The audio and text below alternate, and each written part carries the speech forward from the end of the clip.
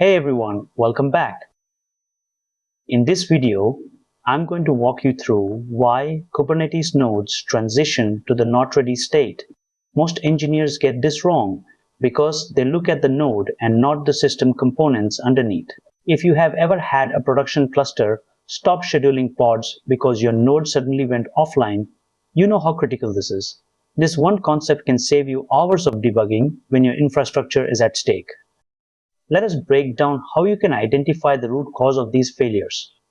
We will cover the diagnostic commands you need to run first.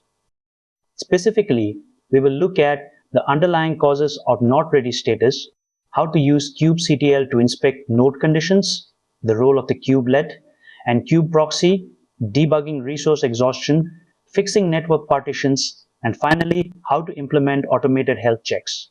Watch the full video without skipping any content to understand it better. Before we get into the topic, a small request to you. I have already uploaded many technical videos on different technologies and tools. We share more knowledgeable content every day. So if you are interested in learning and want to improve your skills, make sure you have subscribed to our channel and joined our WhatsApp community. The join link is available in the description or scan the QR code shown on the screen. Let us get started. So what happens when a node fails exactly? When a node status changes to not ready, the Kubernetes scheduler stops placing new pods on that node. If the node stays not ready for longer than the configured node monitor grace period, the controller manager will evict all pods from that node, leading to massive application downtime. This is not just a warning, it is a signal that your cluster's capacity is shrinking in real time.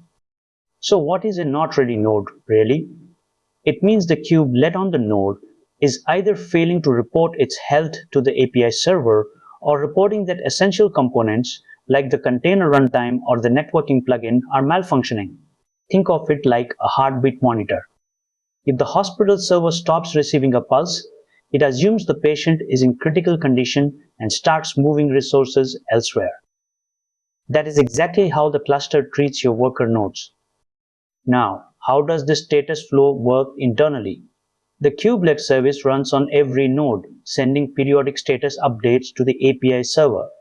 The controller manager monitors these updates. If a status update is missing or contains a false condition for the ready status, the node is marked as not ready. It is a simple loop, but it is the backbone of cluster health management. To start your diagnosis, use the describe command shown here. You need to replace the placeholder with your actual node name. This command gives you the full manifest of the node, including the conditions section at the bottom. This is where you see exactly why the node is failing. The ready condition will show a status of false, and the reason will be listed below it. This output shows exactly what to look for. Notice the ready condition status is false. The reason provided is Kubelet not ready. This tells us the kubelet service is not communicating with the master node as expected.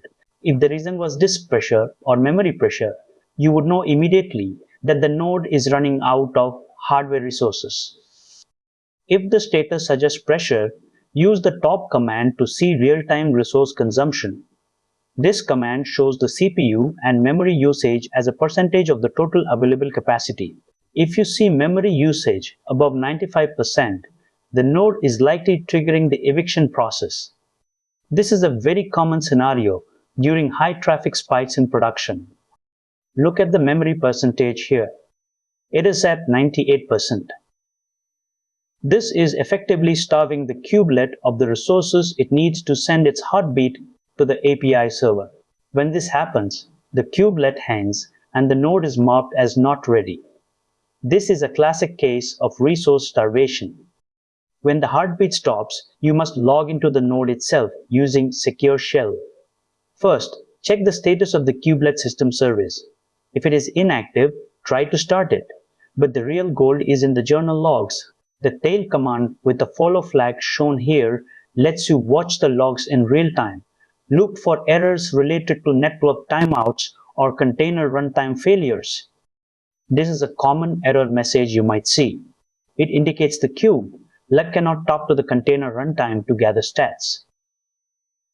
This often happens if the container runtime, like container D, has crashed or is locked up.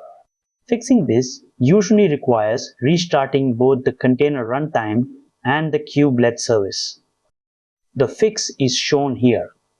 Restarting the runtime service first, followed by the kubelet, will usually resolve the communication bottleneck.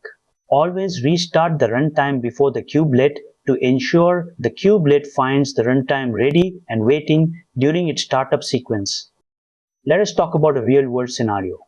An online streaming platform serving 10 million concurrent viewers lost 15% of their worker nodes during a live broadcast. The issue was a memory leak in a logging agent that consumed all host memory, causing the kubelet to hang. They solved it by implementing strict memory limits on system-level daemon sets. This prevented system agents from starving the kubelet of resources. The first mistake is neglecting system-level resource limits.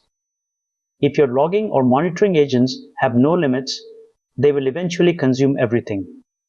Second, ignoring container runtime crashes is fatal. If container D or Docker is failing, the kubelet cannot function. Third, misconfiguring node. Grace periods leads to premature pod eviction. If your nodes are slightly unstable due to network jitter, you should increase your grace period settings to avoid unnecessary pod rescheduling. For your decision guide, always use kubectl describe as your first step in troubleshooting. If a node is failing frequently, rely on node autoscalers to cycle it out. Do not manually patch node configurations, as this causes configuration drift that is hard to track. Finally, do not ignore repeated not ready events. They are often a symptom of underlying infrastructure instability that will eventually cause a total cluster outage. Use these criteria to decide if this tool is right for your situation. You now know that kubelet heartbeat failure is the primary cause of not ready status. Remember that resource exhaustion frequently leads to kubelet hang states. Always check container runtime health before diving deep into kubelet logs. Most importantly, implement strict resource limits on all your system daemon sets to protect host health and ensure your cluster remains stable under load. I believe this video will definitely be a useful video. If you like the video, please do like and hype the video. Also share it with your friends and groups. It may be useful to somebody else. If you have any doubts or any requests, please let me know in the comments. Make sure you have subscribed to stay updated for our regular videos. Join our WhatsApp community using the link in the description because we share more knowledgeable content every day. Thank you for watching.